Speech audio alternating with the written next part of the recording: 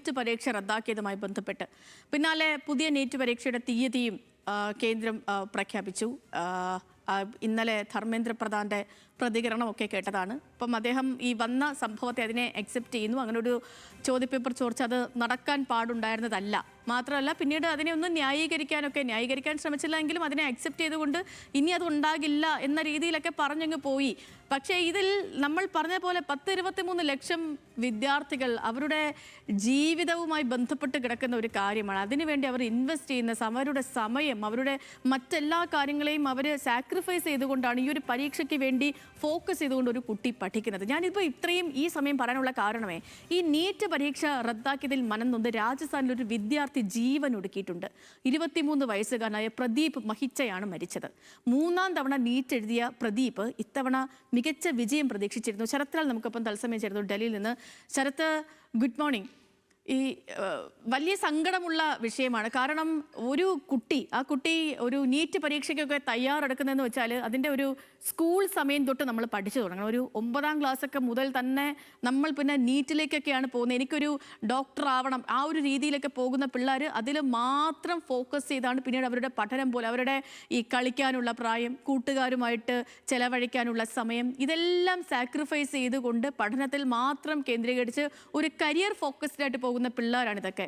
ഇതിൽ ഈ പറഞ്ഞ പോലെ എല്ലാവർക്കും ഫസ്റ്റ് ചാൻസിലൊന്നും കിട്ടില്ല. 2-3 വട്ടമൊക്കെ റിപ്പീറ്റ് ചെയ്താണ് ബഹുഭൂരിപക്ഷം കുട്ടികൾക്കും നീറ്റ് പരീക്ഷ എന്നൊരു വമ്പൻ കടമ്പ. അതൊരു വലിയ കടമ്പയാണ്. രാജ്യത്തെ ഏറ്റവും വലിയൊരു പരീക്ഷയാണ്. അത്രയും സൂക്ഷ്മതയോടുകൂടി നടത്തുന്ന ഒരു പരീക്ഷ. ആ ഒരു വലിയ കടമ്പ കടക്കുന്നത്. അങ്ങനെ വരുമ്പോഴാണ് ഇതിപ്പോൾ 1ാമത്തെ വട്ടം. ഇതിപ്പോൾ എത്ര വർഷമായി, എത്ര വർഷങ്ങളിൽ തുടർച്ചയായിട്ട് നടന്നുകൊണ്ടിരിക്കുകയാണ്. ഈ ചോദ്യപേപ്പർ ചോർച്ചയാകട്ടെ, കഴിഞ്ഞ വട്ടമാണെങ്കിൽ ഗ്രേസ് മാർക്ക് കൊടുക്കുന്നതുമായി ബന്ധപ്പെട്ടുള്ള പ്രശ്നമായിരുന്നു. ഇങ്ങനെ ഓരോ പ്രശ്നം വരുമ്പം ഒന്നും ആലോചിക്കാതെ അങ്ങ് പരീക്ഷ കട്ട് ചെയ്യുകയാണ്. ഓക്കെ, ആ പരീക്ഷ അങ്ങ് റദ്ദാക്കി. അവർക്ക് പറയാൻ വളരെ എളുപ്പമാണ്. പക്ഷേ പരീക്ഷ എഴുതുന്ന കുട്ടികളെ സംബന്ധിച്ച് അവരുടെ ജീവിതം തന്നെ ഒരു ചോദ്യചിഹ്നത്തിലാകുന്ന സംഭവം. ആ ഒരു ചോദ്യചിഹ്നത്തെ അതിജീവിക്കാൻ രാജസ്ഥാനിലെ പ്രദീപിന് കഴിഞ്ഞില്ല. ജീവൻ ഒടുക്കിയിരിക്കുന്നു. വളരെ സങ്കടകരമാണ് ഈ വാർത്ത പറയുന്ന ഘട്ടത്തിൽ. എന്താണ് നിലവിലെ സാഹചര്യം ശരത്ത്? സേതുലക്ഷ്മി, വളരെ ദുഃഖകരം എന്ന് തന്നെ പറയേണ്ടി വരും. തൻ്റെ 2 സഹോദരിമാരോടൊപ്പം റൂം വാടകയ്ക്കെടുത്ത് കഴിഞ്ഞ 3 തവണ പരീക്ഷ എഴുതാൻ ശ്രമിച്ച വ്യക്തിയാണ് ഈ പ്രദീപ് മിച്ചി അല്ലെങ്കിൽ മേഘവാർ എന്ന് പറയുന്ന വിദ്യാർത്ഥി. 23 വയസ്സേ ഉള്ളൂ. 2 സഹോദരിമാരോടൊപ്പം ആണ് അദ്ദേഹം സിക്കർ എന്നുള്ള രാജസ്ഥാനിലെ സിക്കർ എന്ന സ്ഥലത്ത് വീട് വാടകയ്ക്കെടുത്ത് അവിടെ വെച്ച് നീറ്റ് പരീക്ഷയ്ക്ക് തയ്യാറെടുക്കുകയും നീറ്റ് പരീക്ഷ എഴുതുകയും ചെയ്തു. 3ാമത്തെ തവണ. ഇതിൽ 650ഓളം മാർക്കുകൾ ലഭിക്കുമെന്ന പ്രതീക്ഷയായിരുന്നു.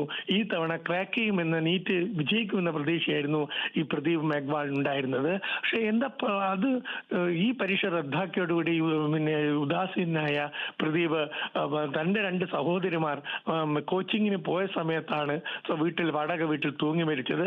ഈ വളരെ പ്രധാന ഈ രാജസ്ഥാനിലെ പിന്നോക്ക ജില്ലയായ ജുജുനുവിൽ നിന്നാണ് പ്രദീപ് 2 സഹോദരിമാർ നീറ്റ് പരീക്ഷയ്ക്ക് കോച്ചിങ്ങിന് വേണ്ടി ഈ സിക്കർ എന്ന രാജസ്ഥാനിലെ നഗരത്തിലെത്തുകയും അവിടെ വീട് വാടകയ്ക്കെടുത്ത് താമസിച്ച് പഠനം നടത്തുകയും ചെയ്യുകയായിരുന്നു. വളരെ ദുഃഖകരമായ ഒരു അവസ്ഥ തന്നെയാണ് എന്ന് പറയേണ്ടി വരും. ഇതിന് പിന്നാലെ തന്നെ മറ്റൊരു വാർത്ത ഡൽഹിയിൽ നിന്ന് വരുന്നുണ്ട്. 20 വയസ്സുകാരി ലാൽ ചൗക്കിലുള്ള 20 വയസ്സുകാരി പെൺകുട്ടിയും നീറ്റ് പരീക്ഷയിൽ ഉയർന്ന മാർക്ക് പ്രതീക്ഷിച്ചിരുന്നു. ആ പെൺകുട്ടിയും ആത്മഹത്യ ചെയ്തു. അവരുടെ വിവരങ്ങൾ പക്ഷേ ഇപ്പോഴും പുറത്തുവിട്ടില്ല. പോലീസ് പറയുന്നത് അത് നീറ്റ് പരീക്ഷ ആണോ എന്ന് പരിശോധിക്കണമെന്നാണ്. അതായത് വിദ്യാർത്ഥികൾ, അതായത് ഉയർന്ന മാർക്ക് കഴിഞ്ഞ പരീക്ഷയിൽ നേടുമെന്ന് പ്രതീക്ഷിച്ച വിദ്യാർത്ഥികളാണ് ഇപ്പോൾ ഈ തരത്തിലുള്ള ആത്മഹത്യയിലേക്ക് പോകുന്നത്. വളരെ ദുഃഖകരം തന്നെ പറയേണ്ടി വരും. ഏതായാലും രാജസ്ഥാൻ സർക്കാർ ഇത് സംബന്ധിച്ച് അന്വേഷണത്തിന് ഉത്തരവിട്ടിട്ടുണ്ട്. ഉന്നതതല അന്വേഷണമാണ് രാജസ്ഥാൻ സർക്കാർ പ്രഖ്യാപിച്ചിരിക്കുന്നത്. ഇതിനുള്ള കേന്ദ്രമന്ത്രിയും അല്ലെങ്കിൽ നീറ്റ് അതോറിറ്റിയുടെ പ്രതികരണമൊക്കെ ഇനി നമ്മൾ വൈകാതെ പുറത്തു വരും.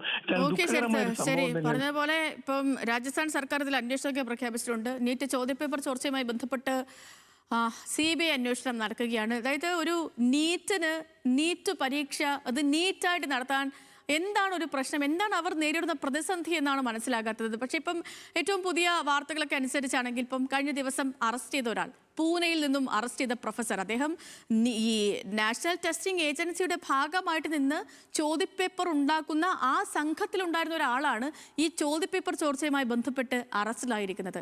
അപ്പം അതിൻ്റെ ഒരു വിശ്വാസ്യത പോലും ചോദ്യം ചെയ്യപ്പെടുക. ഇതിൽ ആരെ വിശ്വസിക്കാൻ പറ്റുന്നത്? അതായത് NIT എന്ന് പറയുന്ന ഒരു സംഘത്തിലുള്ള ഈ പരീക്ഷകളെ വൃത്തിയായിട്ട് നടത്താൻ വേണ്ടി രൂപീകരിച്ചതാണ് NIT.